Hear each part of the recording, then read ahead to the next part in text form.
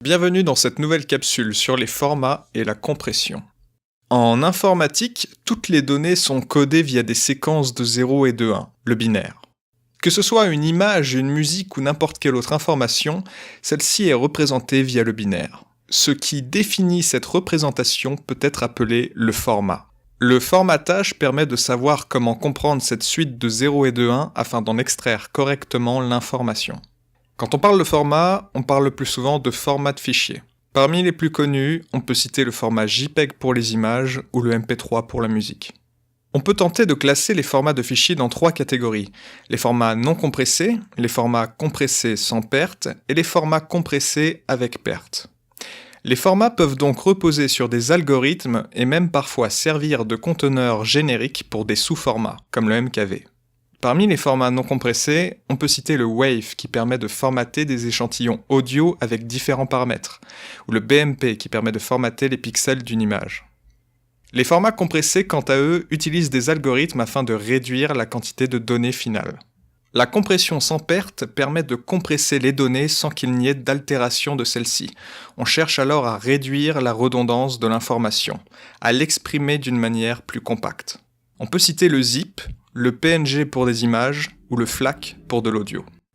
Au contraire, la compression avec perte altère les données afin de retirer l'information non significative et réduire encore plus la quantité de données finales. On peut citer le MP3 et la plupart des formats vidéo. On peut retrouver les formats à des niveaux plus bas, où l'on parle plus de code, comme l'encodage du texte. Un fichier texte peut par exemple utiliser différents formats pour représenter les caractères, comme l'ASCII ou l'UTF-8.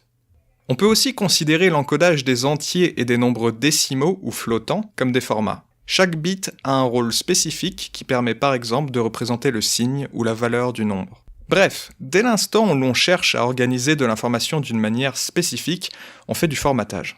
Les formats, et surtout leurs spécifications, permettent ensuite à des développeurs d'implémenter des outils qui peuvent comprendre et manipuler ces derniers. Voici quelques formats plus ou moins récents qui ne sont pas forcément encore très répandus ou connus et pourtant puissants. L'Opus est un format audio de compression avec perte. Il est capable de compresser à la fois de manière optimisée de la musique ou de la voix et peut même résister à la perte de paquets sur le réseau.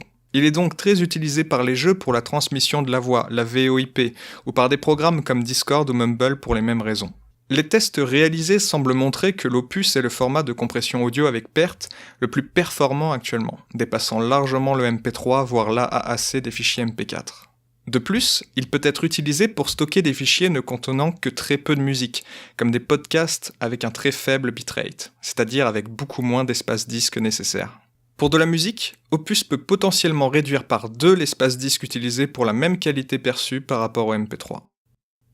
L'H265, ou HEVC, successeur du H264, l'algorithme communément utilisé aujourd'hui pour la plupart des fichiers MP4, l'H265 permet d'encoder des fichiers avec une bonne qualité pouvant potentiellement diviser par 2 la taille des fichiers, avec les bons paramètres par rapport à son prédécesseur. Il consomme néanmoins plus de ressources que l'H264, de manière significative aussi car l'H265 ne bénéficie pas encore d'un support important, et donc pas d'optimisation matérielle. Le WebP est un format d'image conçu pour le web, qui supporte à la fois la compression avec perte comme le JPEG, ainsi que la compression sans perte comme le PNG, tout en ayant la possibilité d'avoir de la transparence compressée avec perte ou sans perte. Autrement dit, il peut faire autant que le PNG et le JPEG en un seul format, et même mieux que selon les tests. D'autres formats d'images dans cette idée sont en développement et pourraient permettre d'avoir des choses intéressantes comme le chargement progressif, c'est-à-dire que l'image entière est visible dès le début du chargement et gagne en qualité au fur et à mesure que celui-ci progresse. Cependant, le WebP existe depuis 8 ans et son adoption est très faible.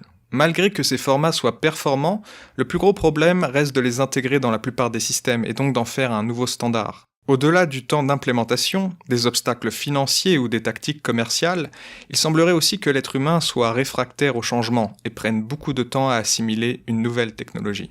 Voilà, c'est la fin de cette vidéo. Si vous avez des critiques ou des questions, vous pouvez les indiquer en commentaire. À bientôt.